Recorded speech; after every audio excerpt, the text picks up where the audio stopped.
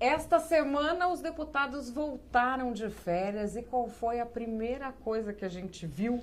Uma tentativa de sepultar o TSE. Depois, Rodrigo Maia, o presidente da Câmara, reagiu dizendo que a imprensa estava obcecada com a Lava Jato. Quem será que tem obsessão com a Lava Jato? A imprensa ou os senhores deputados que aparecem aí em delações que vão sendo homologadas? Mas, enfim... Agora, esse projeto do TSE parece que vai entrar na pauta no âmbito da reforma política. E essa reforma política tão falada, na prática, é o quê? Para isso, nós trouxemos aqui a TV Antagonista, o especialista em direito eleitoral, Arthur Rolo, para explicar para a gente que história é essa da reforma política. Arthur, tudo bom? Tudo bom, Madeleine? Um prazer estar aqui com você e com seus telenautas. Arthur, queria saber de você o seguinte, o que é essa tal da reforma política? Porque entra presidente, sai presidente, todo mundo fala que vai aprovar a tal da reforma política. E o que a gente tem visto é um patchwork, né, de reforma política.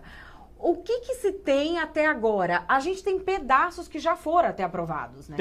Tem financiamento eleitoral, tem lá uma proposta que já está aprovada na Câmara de retomar o financiamento empresarial. Eu tenho para mim que isso não deve acontecer, porque principalmente em tempos de Lava Jato, o que a gente tem visto é que esse financiamento empresarial trouxe muitos problemas. Agora, é o que a gente estava conversando antes, nada impede, por exemplo, uma regulamentação do lobby. O lobby das empresas existe em todos os países, existe muito lá nos Estados Unidos. Eu acho que a empresa tem o direito de fazer as suas postulações perante parlamentares, e talvez se isso for regulamentado. Agora, financiamento empresarial eu acho que não deve voltar. E tem outros temas, cláusula de barreira, vai precisar ter um deputado, quer dizer, o partido que não tiver um deputado, que não tiver um senador, não vai ter direito ao fundo partidário e não vai ter direito ao tempo de televisão. Eu acho absolutamente razoável isso, Madeleine, porque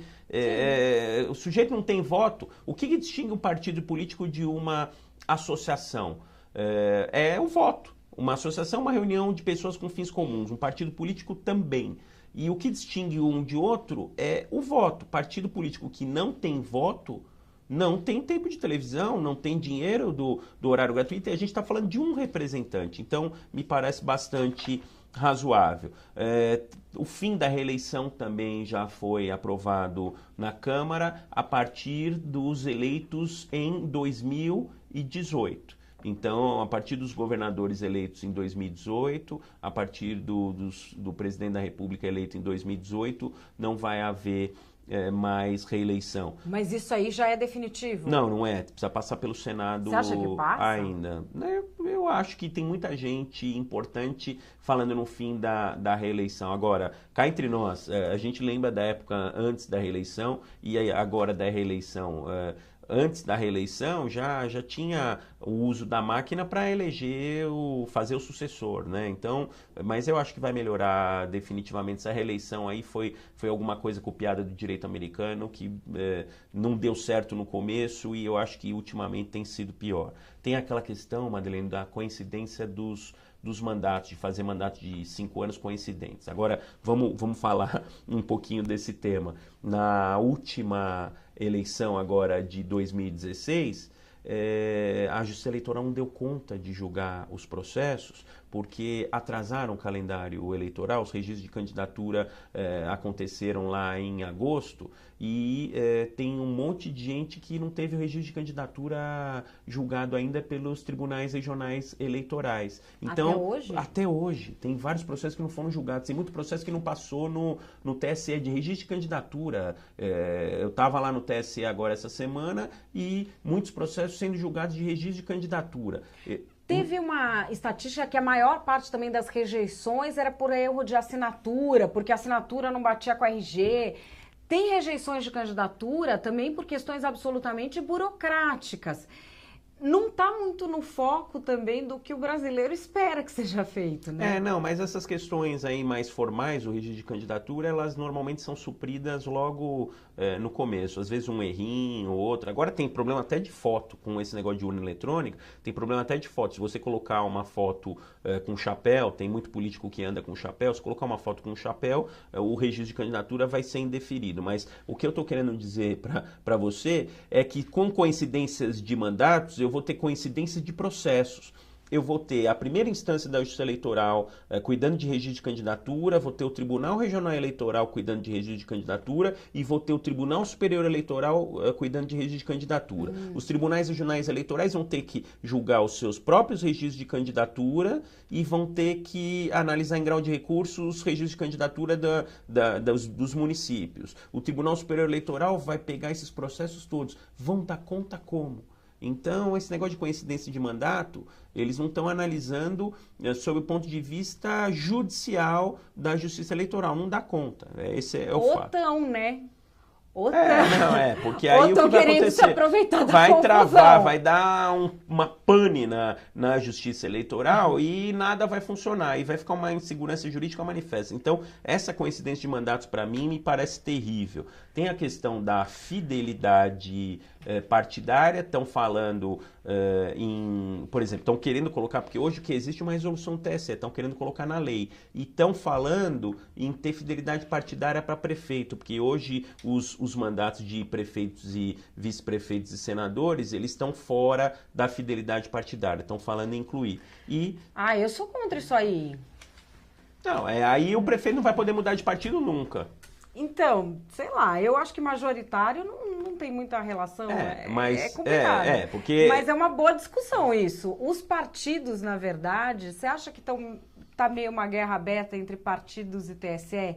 Porque a gente tem um vácuo legislativo, a legislação é antiga, os partidos já não se organizam como antigamente, temos lideranças antiquadas em muitos partidos e temos o TSE legislando, porque tem resoluções que substituem legislação.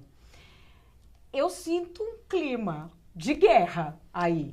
Na verdade, sempre o TSE teve um poder de interpretar as normas eleitorais através de resoluções. Então, toda eleição tinha a lei e tinha a resolução para complementar alguma coisa que não estava clara na lei. Então, o poder é um poder complementar. O TSE não tem a função de legislar. O que a gente tem visto nos últimos tempos, em todos os setores do judiciário, não só na justiça eleitoral, é aquele ativismo judicial e, no caso do Tribunal Superior Eleitoral, ele está legislando sobre vários temas. Começou com a questão da fidelidade partidária, que ele legislou sobre fidelidade partidária e estabeleceu, inclusive, processo, disciplinou processo, que é uma matéria eminentemente legislativa. E fez a mesma coisa agora com a questão das comissões provisórias.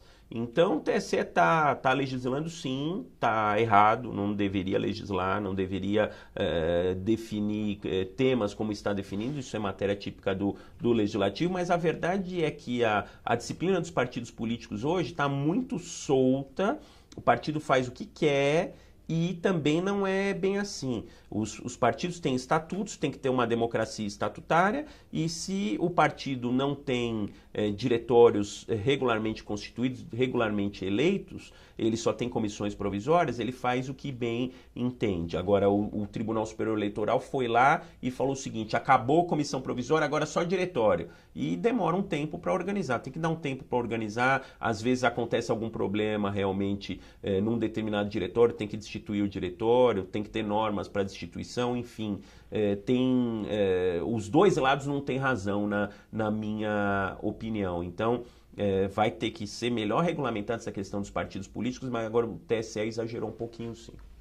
Bom, mas para a gente finalizar, existe do lado da população, de quem não tem essa visão técnica que você tem, nem essa vivência técnica, uma impressão de que os políticos estão um pouco vivendo naquele Olimpo deles, sem olhar para o sentimento que vem das ruas.